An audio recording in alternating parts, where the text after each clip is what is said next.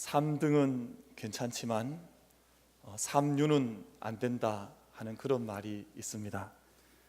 같은 3등이라면 같은 3위 세 번째 자리를 차지했다면 이러하든 저러하든 관계가 없을 것 같은데 그렇지 않다는 뜻입니다. 3등과 3류가 차이가 있다는 것입니다. 등이라는 말은 순위나 등급을 나타내는 말입니다. 첫 번째, 두 번째, 세 번째 하는 순위를 나타내는 말인 반면에 류라는 말은 질적 가치를 나타내는 말입니다. 그러므로 두 단어가 같지를 않습니다. 등이라는 말이 외향적 의미를 가지고 있다면, 외부의 외적인 의미를 규정하는 말이라고 하면 류라는 말은 내면적인 의미를 가지고 있습니다. 자기의 전심을 다해서, 자기의 중심을 다해서, 자기의 영을 다해서 쏟아 부을 때 얻는 이름이 류라는 말이 되는 것입니다. 사류도 있을 수 있고 제가 오류도 있을 수 있는데 굳이 3류라고 표현할 때 3류라는 말은 퀄리티, 질을 의미하는 말입니다. 질이 떨어지고 가치가 없을 때 3류라는 표현을 사용합니다. 퀄리티, 질을 나타내는 말들이 몇 가지가 있습니다. 공산품을 가리켜서는 품질이라고 말을 하죠. 사람의 인격, 사람에 대해서 말할 때는 인격인품이라고 말을 합니다. 그리고 국가에 대해서 말할 때는 국격이라고 말을 합니다. 세상에서 등의 문제는 수시로 바꿔질 수 있습니다. 열심히 공부하면 조금 꼴등하던 아이들도 중반부까지 잘 치고 올라가기도 하거나, 아니면 중상층에 있던 아이들이 열심히 하면 1등으로 3등 안으로 그렇게 들어갈 수도 있습니다. 그런데 아무리 등을 올렸다고 하더라도 사람의 격이 급상승하지는 않습니다. 격의 문제, 인품의 문제, 인격의 문제, 신앙의 영혼의 문제, 영적인 문제가 잘 단련되어 있지 않으면, 훈련되어 있지 않으면 아무리 등을 올린다 할지라도 하루아침에 인생의 격이 급상승하지 않는다 하는 말입니다. 격의 문제가 잘 준비되어 있지 않으면 아무리 높은 지위에 올라갔던 사람들도 하루아침에 나락으로 떨어지는 경우들이 얼마나 많이 있는 것을 저희가 보지 않습니까? 아무리 돈이 많고 지위와 권력이 아무리 높다 할지라도 자신의 욕망만을 쫓아서 살아가거나 자기 안에 있는 삶의 영혼의 소리를 듣지 못해서 사회와 가치와 또 국가의 가치들을 훼손하게 되면 아무리 높은 등수에 올라갔다 할지라도 그의 격은 떨어지게 되는 것입니다. 성공한 사람들을 가리켜서 1등 인생은 살았는지 모르지만 인류 인생이 되었다라고 말하지 않는 것과 같은 이치가 되겠습니다. 등과 격의 문제는 우리 신앙과 교회 안에도 그대로 적용이 됩니다. 하나님께서 교회와 사람을 쓰고 싶어 하시는데 그 신앙의 격의 문제에서 합격점을 받지 못하면 등수의 문제가 아니라 큰 교회를 이룰 수도 있고 수많은 사람들이 모일 수도 있지만 그들의 영적인 격이 하나님의 수준에 다다르지 못하면 하나님께서 쓰실 수 없게 된다고 하는 것입니다. 어떻게 하면 격이 높아질 수 있겠습니까? 저는 참 감사하게 생각하는 것은 저희 교회가 이미 하나님께서 원하시는 그 격에 나아가기 위해서 열심히 훈련을 잘 감당해 온 교회라고 하는 확신이 있습니다. 별로 확신 안 하시는 것 같으세요? 저만 확신하는 겁니까? 저희 교회의 신앙적 격이 하나님께서 보실 때 하나님의 수준에 늘 다다라가는 그 자리에 다다르기 위해서 겸손하게 노력할 수 있는 공동체, 우리 교회가 될 수 있기를 바랍니다. 어떤 교회가 그렇게 할 수 있느냐? 자기의 생각, 자기의 고집, 자기의 욕심을 가지고 있으면 하나님께서 잘 쓰실 수가 없습니다. 제가 하나님의 손안이 붙들림 받아, 우리가 하나님 손안이 붙들림 받아 말씀 앞에 엎드려져서 순종하는 자들을 하나님께서 쓰시는 줄로 믿습니다. 그것이 신앙의 등이요 격입니다. 하나님의 격이라고 하는 것은, 하나님 앞에 가지고 있는 신앙의 격이라고 하는 것은 하나님께서 쓰실 수 있도록 내 자신을 하나님께 맡깁니다라고 하는 믿음이 있을 때 가능한 것입니다. 하나님께서 쓰시는 교회와 사람은 하나님의 말씀의 능력을 믿고 나가는 사람들입니다. 하나님께서 말씀하시면 내가 나의 의지가 아니라 하나님께서 말씀하시는 것 안에 내가 간절히 서 있으면 나의 방법이 아니라 하나님의 방법대로 하나님께서 역사하셔서 순수하신 하나님의 역사를 이루어 갈 줄로 믿고 말씀 앞에 자기 자신을 전체로 맡기는 교회와 성도들이 하나님 앞에서의 격을 가지고 있는 자들이라고 믿는 것입니다. 하나님이 쓰시는 사람은 변질이 없어야 합니다. 사람이 가장 경계해야 할 것이 변질입니다. 처음과 끝이 같아야 합니다. 하나님은 변화하는 사람들을 쓰시지 변질되는 사람들을 쓰시지는 않으십니다. 예수의 사람들은, 성령의 사람들은 날마다 변화의 길에 들어가 걷는 사람들이지 변질되어지는 자리에 서는 사람들이 아니라는 것입니다. 여름이 되면 많은 것들이 쉬이 변합니다. 음식도 쉽게 변하고 또 우리가 많은 땀들을 흘리기 때문에 우리가 입고 있는 옷들도 쉽게 변하고 맙니다. 그런데 오늘 우리가 살아가는 영적인 환경들도 그렇습니다. 세상이 영적인 모습을 잘 세워갈 수 있도록, 믿음의 길을 잘 걸어갈 수 있도록 돕는 세상이 아니라 끊임없이 변질되게 하는 세상이기 때문에 우리가 변질되지 않고 성령 안에서 변화될 때만 하나님께서 쓰실 수 있는 하나님의 격에 맞춰지는 교회와 공동체가 될 줄로 믿습니다. 저희 교회가 우리 성도들께서 하나님 말씀 앞에서, 성령 앞에서 변질되는 자들이 아니라 늘 변화의 깊은 골짜기를 걸어갈 수 있는 저희들이 될 수 있기를 바랍니다. 그것이 신앙의 격인 것입니다. 하나님의 뜻을 앞세워 순종하고 말씀의 능력을 믿고 변질되는 것이 아니라 변화되는 삶을 살아가는 그러한 공동체를 하나님께서 찾고 계시다는 것입니다. 그러한 격으로 우리가 나아가야 될 텐데, 오늘 본문 말씀에서 사무엘이 하나님의 음성을 듣게 됩니다. 1절 말씀을 보면 아이 사무엘이 엘리 앞에서 여호와를 섬길 때에는 여호와의 말씀이 희귀하여 이상이 흔히 보이지 않았더라 말씀했습니다. 말씀과 이상이 희귀할 때, 찾아보기가 어려울 때 아이 사무엘이 부름을 받았다고 했습니다. 대제사장 엘리가 섬기던 시대는 어둠의 시대였습니다. 하나님의 등불이 아직 꺼지지는 않았지만 꺼질 것 같은 풍전등화와 같은 어려운 때에 엘리 제사장이 섬기고 있었고 아이 사무엘이 부름받고 있었습니다. 위태한 때였습니다. 바람 앞에 서 있는 촛불을 바라보면 얼마나 위태합니까? 이것이 꺼질지, 훅 불면 금방 꺼질 것 같은 그러한 조마조마한 마음이 있던 때에 아이 사무엘이 하나님께 부름을 받았다고 했습니다. 엘리 제사장이 스스로 눈이 어두워져서 모든 것들을 잘 보지 못했다고 하는 것은 육적인 눈을 말하는 것이기도 하거니와 영적인 눈을 말하기도 하는 것입니다. 저의 영안이 어두워져 있어서 하나님께서 말씀하시는 것을 보지도 못했고 듣지도 못하여서 어두움 가운데 걸어가는 시대 속에 대제사장 엘리가 자기의 사역을 맡아 있었다고 하는 것입니다. 이렇게 어둡게 된 이유는 한 가지입니다. 하나님의 말씀을 들을 수 있는 사람이 없었기 때문입니다. 하나님의 말씀을 들을 수 있는 사람이 없으면 하나님은 불갑을 침묵하실 수밖에 없습니다. 여호와를 겸손하게 찾고 구한 한 사람, 하나님과 소통하여서 강력한 파토스를 가지고 하나님의 말씀을 들을 사람이 없으면 하나님께서 말씀을 하실 수 없는 것입니다.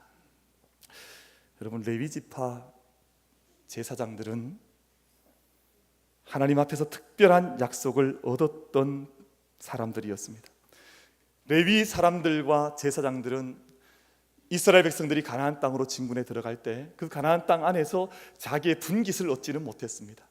자기의 어떤 땅을 얻지는 못했지만 더 귀한 것을 하나님께서 약속해 주셨는데, 하나님께서 친히 말씀하시기를 내가 너희의 분깃이요, 내가 너희의 직접 땅이 되어주겠다, 내가 너희의 기업이 되어주겠다, 그렇게 말씀을 하셨습니다. 하나님을 섬기는 영적 지도자들의 특권 아니겠습니까? 다른 것은 내게 없다 할지라도, 내가 다른 분깃, 다른 땅은 받지 못했지만 하나님께서 나에게 계시다, 하나님께서 나의 소유라고 하는 그 마음 가지고 살아가는 자들이 바로 제사장이요 레위인들 아니겠습니까?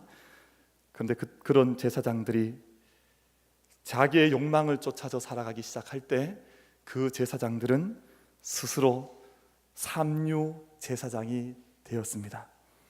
그 시대의 말씀과 이상이 희귀해진 것은 당연한 것이요, 어두운 때가 되었다고 하는 것은 그러한 제사장들이 섬기는 때에 너무나 당연한 귀결로 나타난 결과였습니다.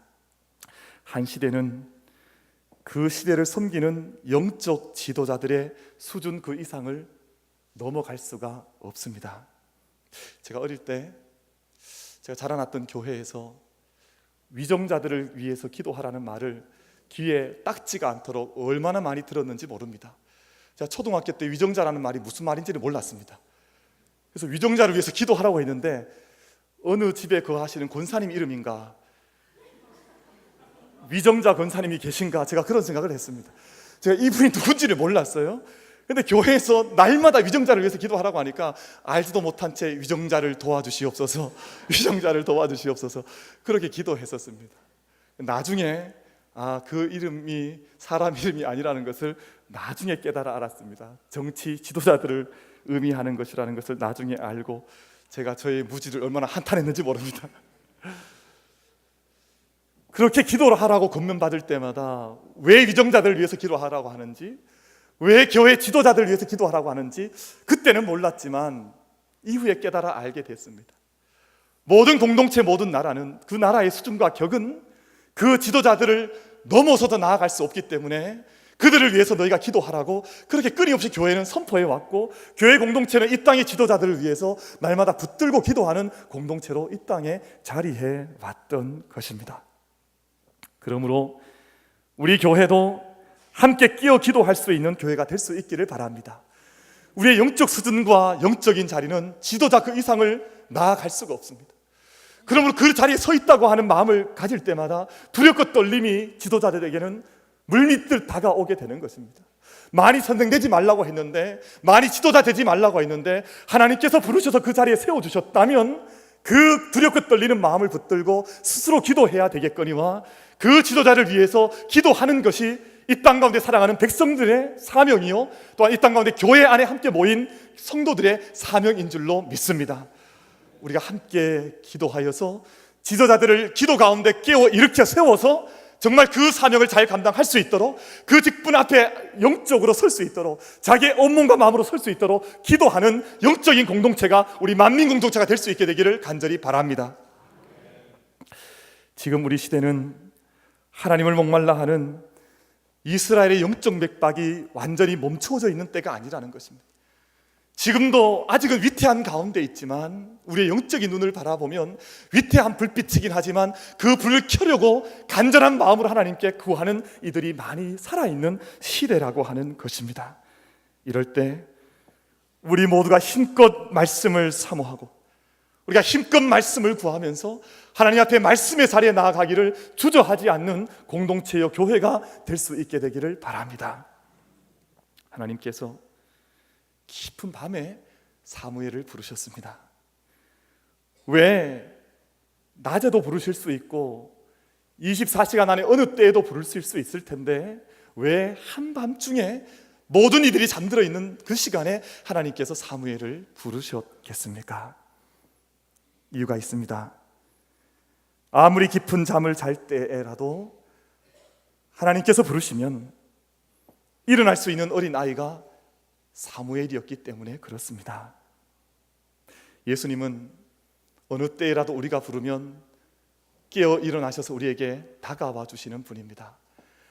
아무리 깊은 잠이 들어 계셔서 배 아래 제일 바닥에서 주무신다 할지라도 성도가 예수님 나를 도와주십시오, 주님 나와 함께 해주십시오, 우리가 흔들리고 있습니다라고 부르면 예수님께서 깨어나셔서 우리에게 다가오시는 분이 예수님이신 것처럼 하나님께서도 찾으시는 사람은 어떤 사람을 찾으시냐 하면 한밤중에 잠자고 있는 그때에도 우리의 이름을 부르시면 깨어 일어나서 하나님께 나아올 수 있는 사람을 하나님께서 찾으시고 부르신다고 하시는 것입니다.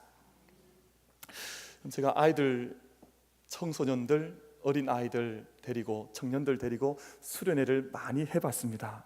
근데 수련회 프로그램 가운데 밤에 잠잘 때 아이들을 깨워야 하는 프로그램이 있습니다. 그러면 어떤 아이는 다가가서 이름을 조용히 불러도 이렇게 금세 일어나는 아이들이 있습니다. 영근아, 참 좋은 이름이에요. 네. 그렇게 부르면 언제 내가 잠잤는다는 듯이 벌떡 일어나서 나를 깨우셨습니까? 이렇게 부르는 아이들, 청년들이 있는 반면에 어떤 아이는 깊이 잠이 들어 있어서 이름을 크게 부르고 이불을 걷어내고 막 집어차도 그 이불을 도리어 뺏어서 언제 나를 깨우나는지 잠자는 아이들이 있습니다. 절대 일어나지 않는 그런 능력을 가진 괘씸한 녀석들이 있습니다. 아무리 깨워도 일어나지 않는 겁니다. 여러분, 사무엘은 한밤중에 자신의 영적인 스승이 부른다고 생각했을 때 그 자리에서 벌떡 일어나서 자기의 스승의 문 앞에 가서 선생님, 저를 부르셨습니까?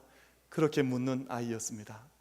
한 번이 아니라 그 음성이 들려왔다고 생각했을 때 한 차례, 또 한 차례, 또 한 차례 그렇게 깨어 일어나서 달려가서 나를 부르셨습니까? 그렇게 물을 수 있는 어린 아이였습니다. 저희 교회 새벽 예배 시간에 한 고등학생이 아버지를 따라와서 그 자리에 나와 기도하는 한 학생이 있습니다. 제가 얼마나 나올까, 새벽 예배 때 나가보면 늘 나와서 처음에는 특별한 일이 있는가 보다, 한 일주일 기도하겠지, 처음에 제가 잘 이유를 몰랐을 때 그렇게 생각했었습니다. 그런데 제가 부임한 이래로 지금까지 학생이 그 자리를 지켜 기도하고 있습니다. 고등학생 때 얼마나 잠이 많습니까? 얼마나 피곤하겠습니까? 무슨 이유인지 정확히 모르겠지만 아버지 따라 나와서 그 자리에 앉아있는 아이가 그 자리에서 일어날 때 얼마나 힘들겠습니까? 얼마나 입이 나올 수 있고 마음속에 불평이 있지 않겠습니까? 그런데 때로 보면 그 아이의 눈과 제 눈이 마주칠 때가 있어요. 자, 그 아이를 위해서 기도해 줄 수밖에 없는 처지가 되어버렸습니다. 저렇게 나와 있는 아이를 향해서 어떻게 하나님께서 마음을 기울이지 않겠으며 어떻게 저 아이를 향해서 하나님께서 하나님의 약속을 저에게 부어주시지 않겠는가 하는 마음이 제 자신에게 들기 때문에 그 아이를 위해서 기도해 줄 수밖에 없는 처지에 서게 되었습니다.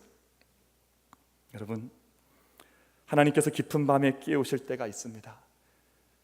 칠흑 같은 밤에 우리에게 다가오셔서 우리의 이름을 부르시면서 사무엘아 사무엘아 부르시면서 우리를 깨우실 때 언제 나를 부르셨습니까? 라고 귀를 닫고 자는 인생에게는 희망이 없습니다.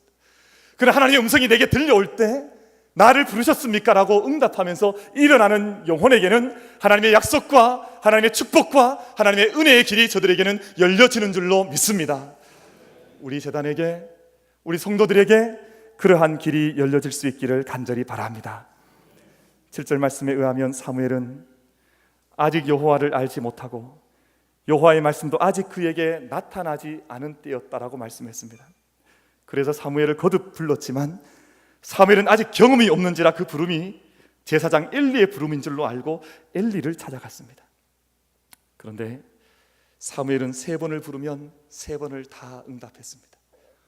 한 번도 그 응답에서 그대로 잠자리에 누워있은 채로 그 부름에 응답하지 못했던 때가 없었다고 하는 것입니다.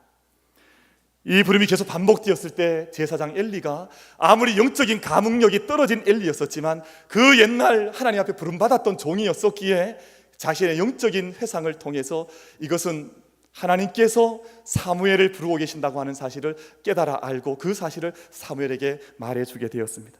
만약 다시 부르시거든 말씀하옵소서 주의 종이 듣겠나이다라고 대답하라고 일러주었습니다. 그리고 다시 자기의 자리에 찾아와 누웠을 때 하나님께서 정말 다시금 부르셨습니다. 사무엘아 사무엘아 부르실 때 말씀하옵소서 주의 종이 듣겠나이다 그렇게 응답했습니다. 하나님께서 한밤중에 사무엘을 깨우셨듯이 말씀이 희귀하고 이상이 흔히 보이지 않는 이 어둠의 때에 이 어둠의 때를 깨울 수 있는 사람들을 하나님께서 오늘 이 자리를 통해서 불러주시는 줄 믿습니다. 오늘 우리의 이름을 부르실 때, 우리의 교회를 부르실 때 말씀해 주시옵소서 주의 종이 듣겠습니다 그렇게 응답할 수 있는 우리들이 될 수 있기를 바랍니다. 사무엘을 통해서 하나님 나라의 말씀 운동이 일어나기를 시작을 했습니다. 그래서 사무엘상 3장 말씀은 아주 놀라운 말씀을 기록하고 있습니다. 사무엘상 3장 1절 말씀은 말씀이 희귀하고 이상이 희귀했다고 했는데, 마지막 3장 19절 이하의 말씀을 보면 사무엘이 자라난 사무엘, 장성한 사무엘을 통해서 여호와의 말씀이, 하나님의 말씀이 하나도 땅에 떨어지지 않는 말씀의 운동들이 일어났다고 하는 것을 말씀해 주고 있습니다. 여러분, 한참 때 자라나가는 대나무는 하루에도 1m씩 자라간다고 그래요. 대나무의 성장 속도가 얼마나 급하게 자라가는지, 잘 자랄 때 하루에, 그래서 자라가는 것이 눈에 직접 보인다는 겁니다. 쭉쭉쭉 자라가는 것이 보인다는 겁니다. 저는 저희 교회를 통해서 오늘 이 자리에 말씀을 대언하면서 도전하고 싶습니다.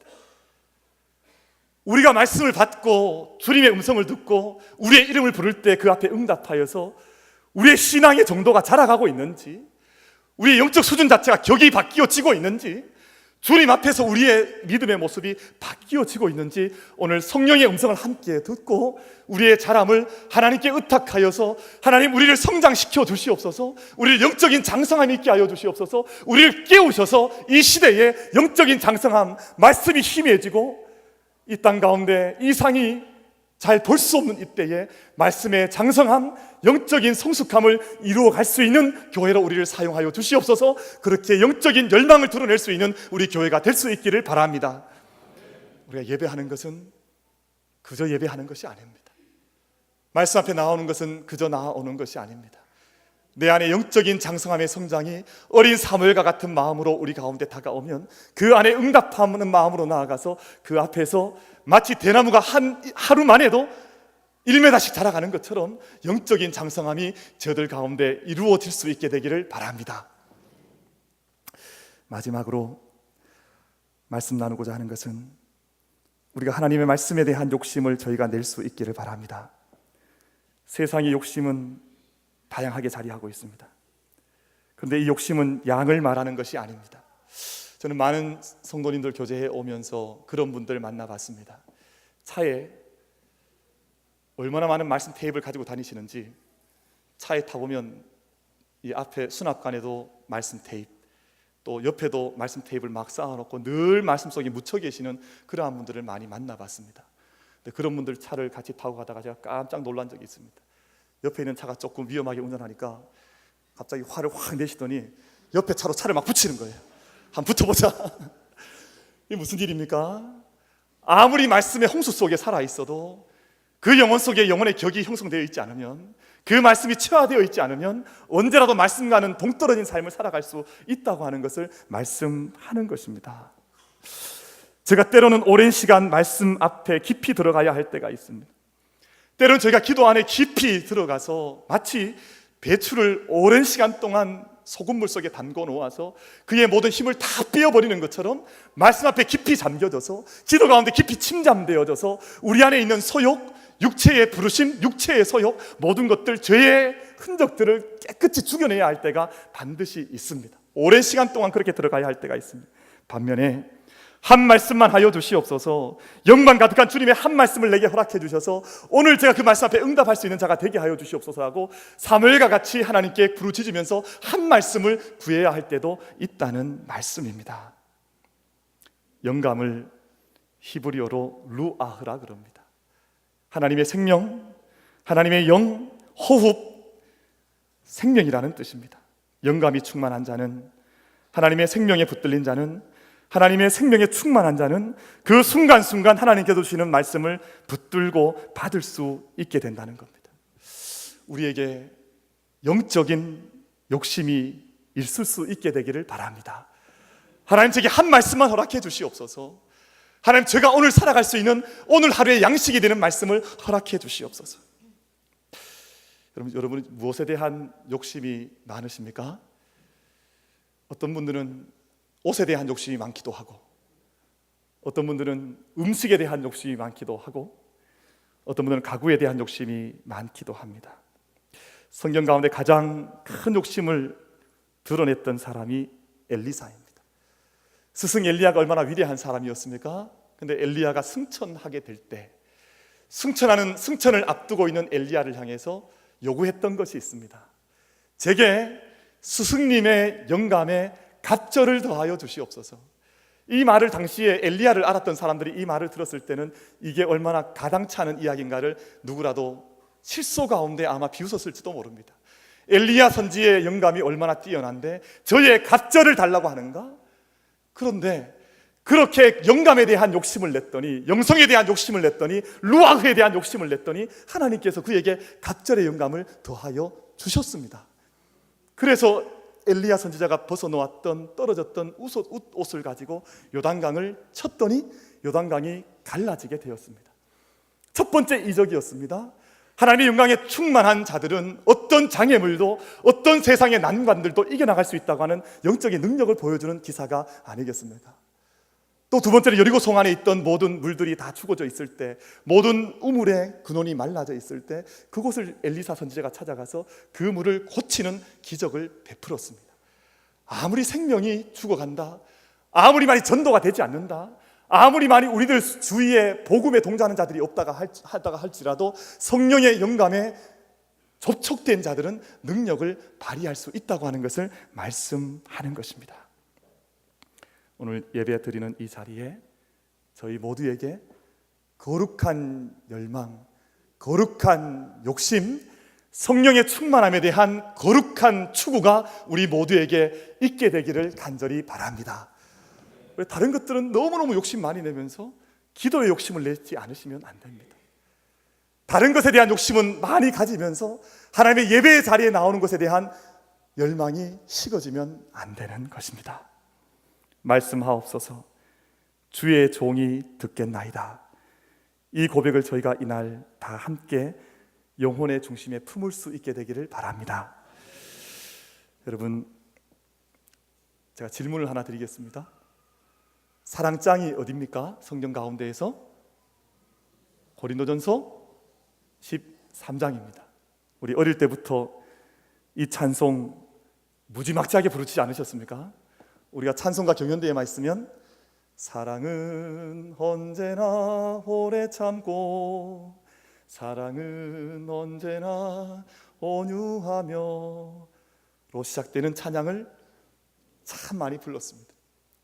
그런데 이 찬양을 부르게 된 것은 온 교회가 4분 5열 되어져서 이단들이 횡행하여서 빛은 사라져가고 하나님의 말씀이 희귀해져 가던 그때에 사랑에 대한 영감을 받았던 한 사람, 주님 말씀하옵소서 주의 종이 듣겠나이다라고 하나님 앞에 결단하고 기도하면서 하나님께서 그러한 종에게 사랑의 말씀을 부어 넣어 주셨을 때 그 사랑의 영감을 받았던 바울을 통해서 2000년 이 역사를 붙들었던 2000년 모든 시간 안에 사랑의 영감을 공급하였던 사도 바울 한 사람의 영감 때문에 우리가 받게 된 말씀이었습니다.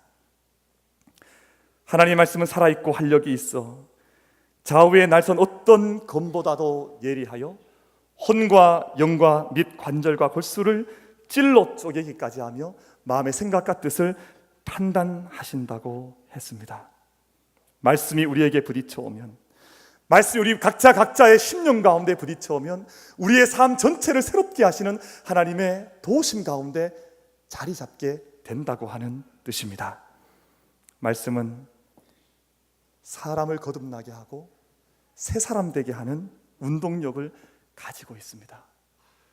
교회를 개혁하고 사회를 변혁시키는 능력을 일으키는 것도 역시 말씀입니다. 말씀과 이상과 비전이 어두워져가는 우리 시대입니다. 이럴 때에 우리가 말씀과 이상과 비전을 위해 한밤 주님께서 언제라도 부르시면 주여 말씀하시옵소서 주의 종이 듣겠습니다. 그렇게 우리의 잠자는 자리에서 깨어 일어나서 말씀을 받고 이상을 받고 비전을 받아서 우리의 일터, 우리의 가정, 우리의 교회, 우리의 시대 속에 말씀과 비전을 전하여 줄 수 있는 복의 통로로 쓰임받을 수 있는 우리가 되어야 하지 않겠습니까? 우리가 말씀의 은총과 말씀의 놀라운 복 속에 우리를 세워서 새 삶을 하나님께서 우리를 통해서 이루어가기를 원하실 때 우리가 그 안에 하나님의 말씀과 은혜의 통로로 쓰임받을 수 있는 우리 교회와 우리 모든 성도님들이 되시기를 주님의 이름으로 축복합니다.